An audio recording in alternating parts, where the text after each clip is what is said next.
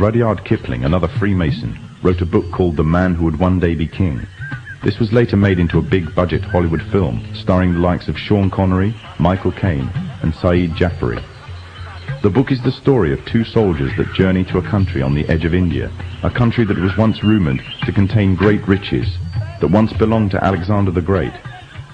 Upon reaching the country, the two soldiers are captured by the local inhabitants, a people called Kafirs, named after their country, Kafiristan.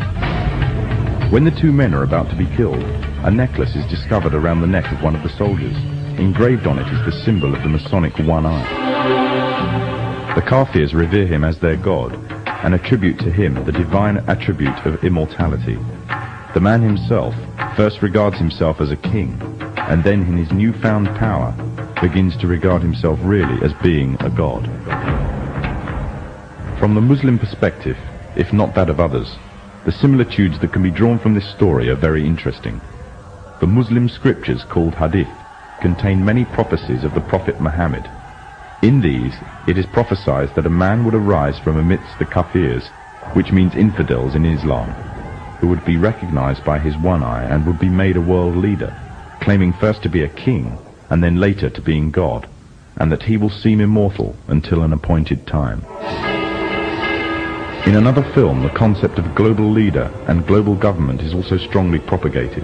In 1996, the film Independence Day broke all box office records, becoming the 7th highest ranking film of all time. It entranced audiences around the world with a fictional story of an alien invasion on Earth. However, deep within the film's subliminal messages can be found, indicating the Freemasonic presence and the Freemasonic agenda. In the film, there is a military base known as Area 51. It is from here that the military offensive is launched, on which the salvation of the whole world and the future of its inhabitants depends. The entrance to this installation is a pyramid, on which is engraved the symbol of the one eye. The film shows the USA as the forerunner in establishing a global offensive, involving all the nations of the world, an offensive which is devised, controlled and commanded by one man, one overall leader. The film is part of an upsurge in an upsurge of films and television serials on the topics of aliens, UFOs, and invasions threatening the whole of mankind. These are gradually fueling the growing interest and public unrest on the issue. This is just one of the many ways in which the Freemasons are paving the way for their global government. The Freemasons are using a number of approaches to drive fear into the hearts of the masses. I occasionally think how quickly our differences worldwide would vanish if we were facing an alien threat from outside this world. And yet, I ask you, is not an alien force already among us? Illuminati want my mind, soul, and my body. Secret society, trying to keep their eye on me. Ladies and gentlemen, the very word secrecy is repugnant in a free and open society. And we are, as a people, inherently and historically opposed to secret societies, to secret oaths, and to secret proceedings. For we are opposed around the world by a monolithic and ruthless conspiracy that relies primarily on covert means for expanding its sphere of influence, on infiltration instead of invasion, on subversion instead of elections, on intimidation instead of free choice. It is a system which has conscripted vast human and material resources into the building of a tightly knit, highly efficient machine that combines military, diplomatic, intelligence, economic, scientific, and political operations. Its preparations are concealed, not published. Its mistakes are buried, not headlined. Its dissenters are silenced, not praised. No expenditure is questioned, no secret is revealed.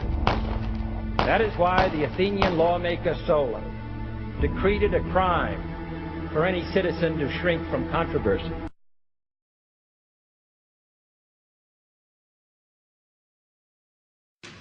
The shift in the balance of power will mean a new world order, and we, the Marine Corps, will play a central role in its military.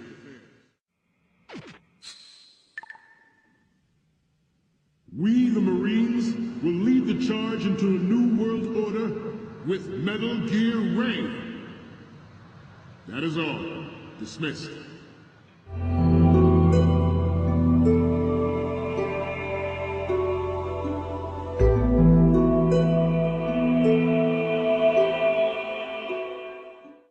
And who are we? Who are we really? We are the invisible hand. We are the Illuminati. We come before and after. We are forever. And eventually, we will lead them into the day.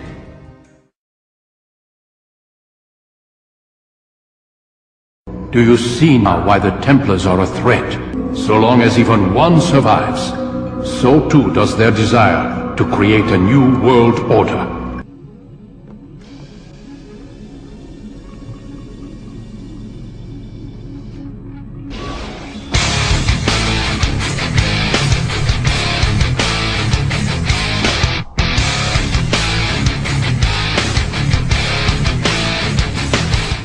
Scenario 12D.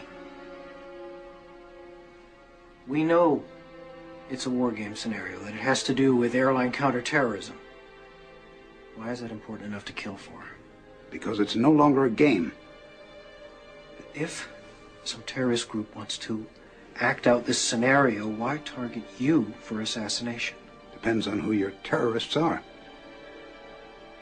The men who conceived of it in the first place. You're saying our government plans to commit a terrorist act against a domestic airline? There you go. Indicting the entire government as usual. It's a faction. A small faction. For what possible gain? The Cold War's over, John. But with no clear enemy to stockpile against, the arms market's flat.